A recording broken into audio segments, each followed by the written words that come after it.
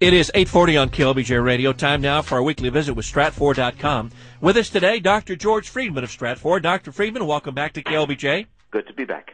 Dr. Friedman, take our listeners beyond the headlines. Tell them what's really important in what's happening with Russia and Georgia. Russia is reasserting its claim to dominance in the former Soviet Union. Putin has said many times that he regards the fall of the Soviet Union as a geopolitical catastrophe for Russia. The United States has wanted to expand NATO deep into Russia. Georgia was one of the closest allies of the United States. The United States gave Kosovo its independence, along with the Europeans, in opposition to Russian desires.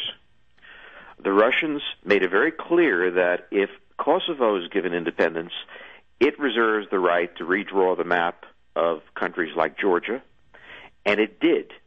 And what the Russians have done is use the window of opportunity provided by Iraq, where U.S. forces are tied down in Iraq, tied down in Afghanistan, to demonstrate that not only could it do this, but the United States has no military options, and being allied with the United States is worthless.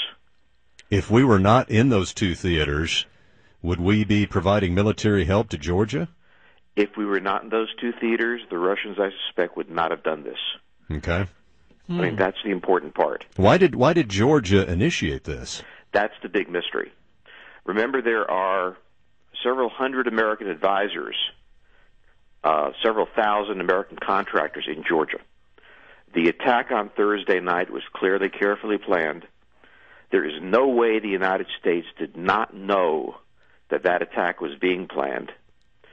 The United States apparently did not try to stop them, nor they warned the Russians.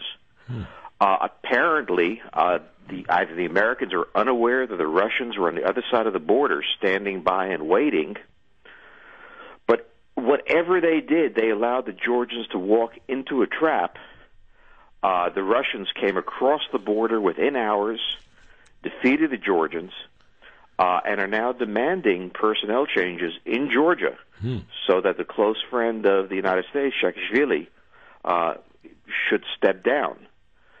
So the United States is making very powerful statements, and it is passing very serious notes to the Russians.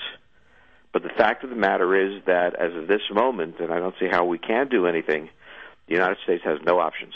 Well, now, if they continue their quest to acquire this land back, does that not consolidate their control over petroleum? They're kicking BP out of the country. And you've got the pipeline that goes across there that furnishes about 1 million barrels a day to Europe.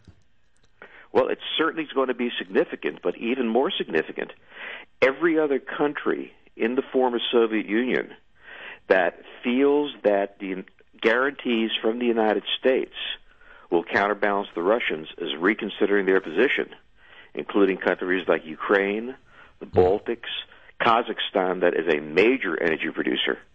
So what the Russians are really saying is, look, you guys have your sphere of influence. Nothing happens in Mexico that you don't worry about. This is our sphere of influence. Even if we don't have the Soviet Union, we are the primary power here. Do not come into our backyard and think we're just going to sit here and let you do that.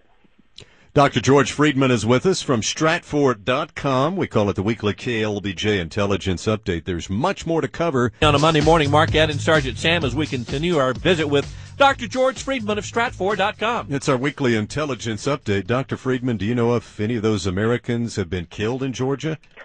There's no information to that. I think we would have heard. I think they've not been killed or hurt. And those are contractors, to your knowledge? There are military advisors. There are civilian advisors to the government. There are contractors in the country. There are businessmen. Georgia is the closest ally of the United States in the former Soviet Union. We've been very close to them for a very long time. And we have very few options to assist them in this, right? Well, we really don't want, at a time we're in Afghanistan and Iraq, to get involved in another war. We also very badly do not want the Russians to start giving weapons to the Iranians. I mean, one of the things we want from the Russians is a lot of cooperation on Iran, both in putting sanctions on them, but more than anything else, not giving them surface-to-air missiles. So in many ways, the Russians can right now hurt us in areas that we're really interested in more than we can hurt the Russians. They hold a sizable amount of U.S. debt as well. How much damage could they inflict if they chose to take action there? Not really a whole lot. I mean, the myth that these countries can sell American debt misses the point that if they did sell it, they'd put it somewhere else. Other money would come into the United States.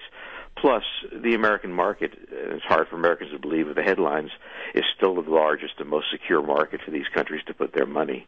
So pulling their debt out of the United States is not something they're going to do.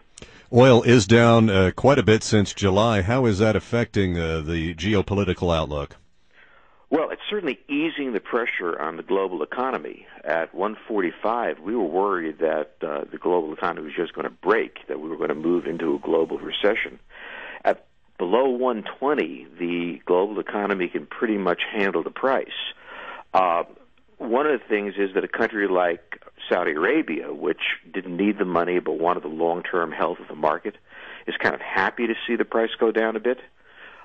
Countries that really badly need oil revenue, from Venezuela and to some extent to Russia, are a bit hurt by this. It's hard to believe that somebody be hurt at oil at $115 a barrel, but still, this is substantially less than it was. Does Stratfor seeing this continuing decline? Oh, we do not. If we knew how to forecast oil prices, yep, we'd be rich, and I wouldn't be on the phone with you guys. Well said, Dr. Friedman. Hoping for a decline. Well, I mean, the problem is if you get too much of a decline, you're going to start utilization again. That'll help the economy in the short run, but it's going to relieve the pressure to develop alternative fuels and so on. I doubt that we're going to see, I'm guessing, guys, I doubt that we'll see oil back to $50 a barrel. I wouldn't be surprised to see it break below 100 again. I think 145 was irrational. There was no reason for oil prices to double in a year. No. But on the other hand, I don't think we're going to be seeing the delicious prices at $20, $30 a barrel that we saw. No. Dr. Friedman, back to Russia and Georgia. Is Putin really running the show in all of this? Well, it was really interesting that when Putin left China, he traveled to the Ossetian border, sort of to take the bows. It was him, not Medvedev, who did. So it's pretty clear that Putin is still calling the shots. He was the one who met with Bush in Beijing. He was the one who was in Beijing. Yeah, it's his game. And that's really no surprise, is it?